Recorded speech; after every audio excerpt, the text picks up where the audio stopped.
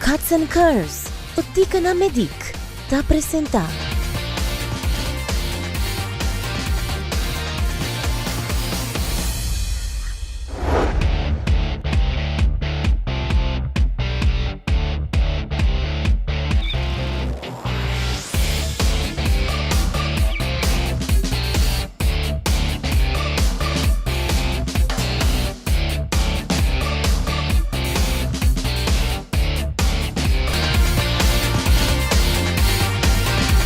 Salud15, Distancia. Walagami bisaboso, salada ita masha pero masha dushi. Miss, ato by the way, mas quiz un tequila munchiri ba jay, ide un fregari wowo, mitayo tawata completamente bashi.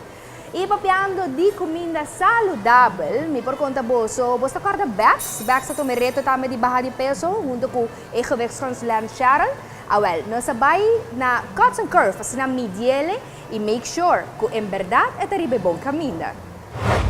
BeXx yung palabrasyong serye ko geweest van Salud15, onde voor de temporada pasa é tahayando e guia profissional. Ela baja de midi. De sua cintura, ela baja de 100 cm pa 95 cm. E den heup, de 120, ela vai ter 103 cm. Pero mais que turcos, nos orgulhoso de por mencionar que ela logra de baja de su porcentaje de fat. A la vez, ela aumenta de su músculo. Pero BeXx ainda falta hope para chegar a sua meta de peso saudável.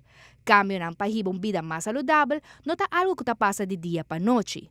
É mesmo continuar de estar mais estricto de ejercicio y naturalmente su alimentación. Nos desea BeXx perseverancia y hope éxito para que el reto so dilante.